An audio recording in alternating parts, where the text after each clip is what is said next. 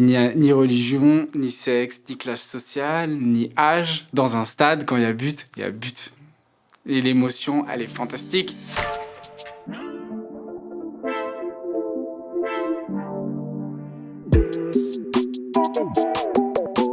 En fait, j'ai décidé d'aborder le concert qui était La Cigale. C'était une date un peu pirate, un peu surprise. Ça s'est rempli en quelques heures. En fait, pour moi, c'était la même énergie que d'habitude, la même intensité. Ce qui m'a choqué, c'est qu'en fait, j'ai vécu 1 an dans le Truman Show, moi.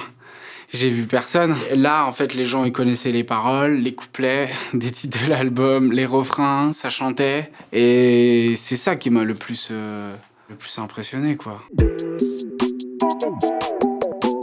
C'est de la gratitude, en fait. C'est le métier qui te dit, c'est les gens surtout. C'est ça que ça m'a fait réaliser plein de choses. Et 1, l'entourage, et 2, le public, en fait, qui porte si bien du mal, que je fais avec mon téléphone, puis Maelstrom, et qui répond présent à la sortie de l'album. Avant, j'ai fait beaucoup de premières parties, j'ai fait beaucoup d'intercales, c'est-à-dire c'est les sets de 20 minutes entre 2 gros artistes, donc au Francofolie, Fnac Live. Les Victoires, c'est la plus grosse télé que j'ai faite, et surtout pour faire un titre en live avec une création et tout, donc je pense qu'il y a eu beaucoup de monde qui ont suivi après ça, ouais.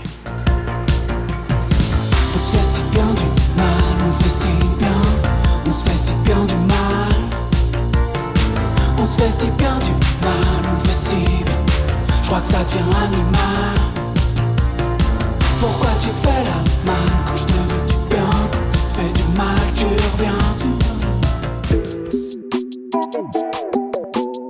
En fait, moi, j'écris, je compose et je produis dans ma chambre. Et ensuite, une fois que j'ai fait mes maquettes, que j'ai produit les titres, je refais les voix avec Steve Surmely en studio pour avoir une super définition de voix et puis encore quelques ajustements.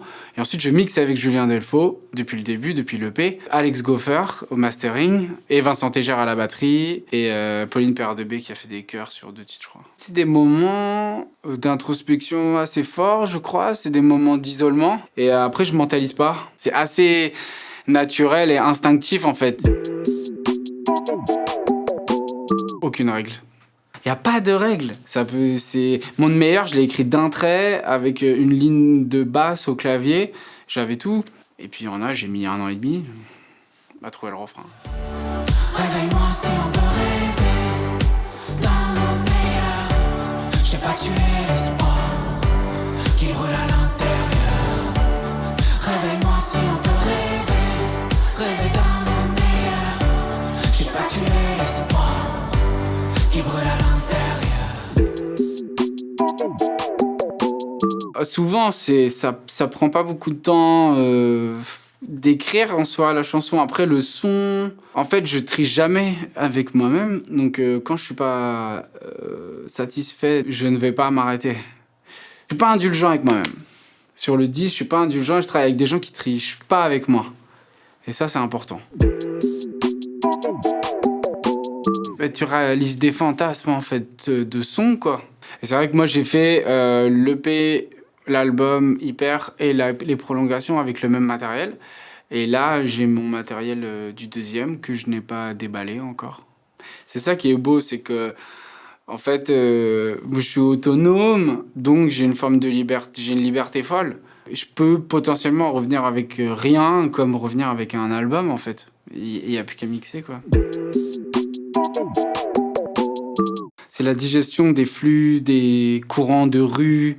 C'est ce que fait la mode mainstream, c'est ce que fait la musique mainstream. C'est au sens pop, au sens populaire du terme.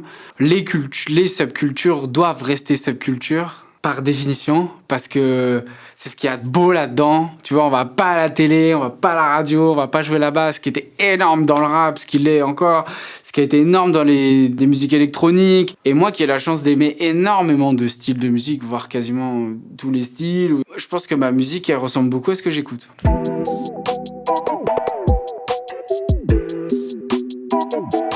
En fait, ce qu'il y a dans le foot, c'est difficile, et dans le sport en général, c'est difficile de le trouver ailleurs. C'est ce dont rêve un politicien.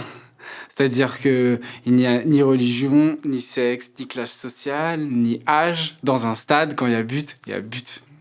Et l'émotion, elle est fantastique. Et les émotions de Coupe du Monde, on l'a vu, l'Euro quand c'était ici, on n'a pas eu on a eu très rarement des images d'une telle intensité, quoi.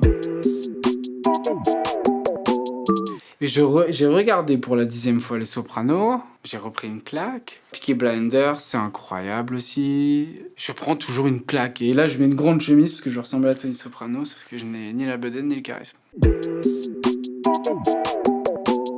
Il y a toujours quand même Le Grand Soir de Kervernet Delépine. Je l'ai revu. Et j'ai revu à la télé Ciao Pantin aussi. J'ai pris une énorme claque. Claire Luciani. L'album Cœur. Je l'ai écouté 25 fois depuis la sortie. Et quel deuxième album? Waouh! Production magnifique. J'ai hâte de voir en live. Il y a ça et le dernier single de Chemical Brothers. Voilà.